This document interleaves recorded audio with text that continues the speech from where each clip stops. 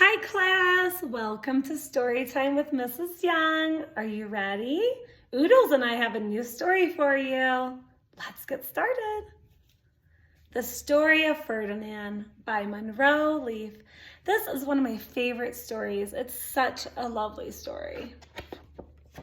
The Story of Ferdinand. Once upon a time in Spain, there lived a little bull, and his name was Ferdinand. All the other little bulls he lived with would jump and run and butt their heads together. That's when the bulls put their heads together. But not Ferdinand. There he is. He liked to just sit quietly and smell the flowers. He had a favorite spot out in the pasture under a cork tree. It was his favorite tree, and he would sit there in the shade all day and smell the flowers. Look how happy he is. Sometimes his mother, who was a cow, would worry about him. She was afraid he would be lonesome all by himself. Look at, there he is, all the way up there. So cute. Why don't you run and play with all the other little bulls and skip and butt your head? She would say, but Ferdinand would shake his head. I like it better here where I can sit just quietly and smell the flowers.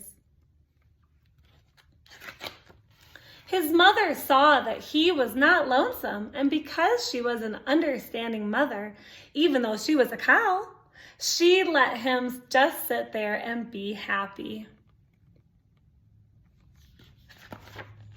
As the years went by, Ferdinand grew and grew until he was very big and strong. Look at that. Do you do that at home?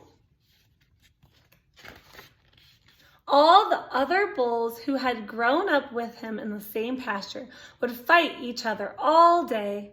They would butt each other and stick each other with their horns. Little horns. What they wanted most of all was to be picked to fight in the bullfights in Madrid. Madrid is in Spain. But not Ferdinand. He still liked to just sit quietly under the cork tree and smell the flowers. One day, 5 men came in very funny hats to pick the biggest, fastest, roughest bull to fight in the bullfights in Madrid. All the other bulls ran around snorting and butting and leaping and jumping, so the men would think that they were very, very strong and fierce and pick them. Fierce, strong. Look at them go. Ferdinand knew that they wouldn't pick him, and he didn't care. So he went out to his favorite cork tree to sit down. That's his favorite cork tree. There's a flower. He didn't look where he was sitting, and instead of sitting on a nice, cool grass in the shade, he sat on a bumblebee. Oh my goodness, look at his eyes. He's like, uh-oh, oh no, oh no. What do you think's gonna happen? Well, if you were a bumblebee and a bull sat on you, what would you do? You would sting him. And that is just what this bee did to Ferdinand. Oh no! Look at his expression.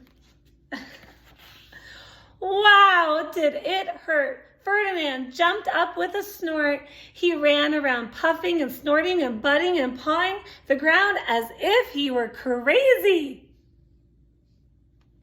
What do you think is going to happen? The 5 men saw him, and they all shouted with joy. Here was the largest and fiercest bull of all, just the one for the bullfights in Madrid.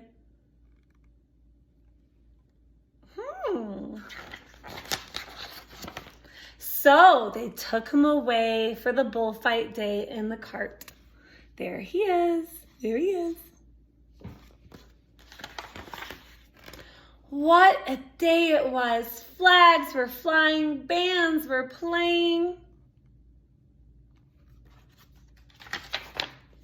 And all the lovely ladies had flowers in their hair. I wonder what's going to happen. They had a parade into the bull ring. Ta-da! First came the bullfighters with long, sharp pins with ribbons on them to stick in the bull and make him mad. Next came the picadors who rode skinny horses, and they had long spears to stick in the bull and make him madder. Madder. Then came the matador, the proudest of them all. He thought he was very handsome and bowed to the ladies. Bow. He had a red cape and a sword and was supposed to stick the bull last of all. Ta-da! Then came the bull. And you know who that was, don't you? Ferdinand. Look at, he's so cute. He looks so shy. Aww. They called him Ferdinand the Fierce, and all the bullfighters were afraid of him, and the picadors were afraid of him, and the matador was scared stiff. Oh no. Ferdinand ran to the middle of the ring, and everyone shouted and clapped because they thought he was going to fight fiercely and butt and snort and stick his horns around. Look at that arena. Oh, there's Ferdinand. But not Ferdinand. When he got to the middle of the ring, he saw the flowers in all the lovely ladies' hair. And he just sat down quietly and smelled. Look how happy he is. Aww. What do you think is going to happen? Ferdinand wouldn't fight, and he would not be fierce, no matter what they did. He just sat and smelled, and the bullfighters were mad, and the picadors were madder, and the matador was so mad he cried because he couldn't show off his cape and sword. He's so mad.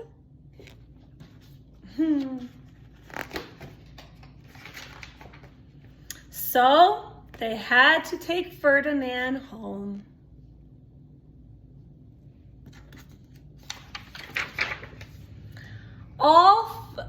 For all I know, he is still sitting there under his favorite cork tree, smelling the flowers just quietly. He is very happy.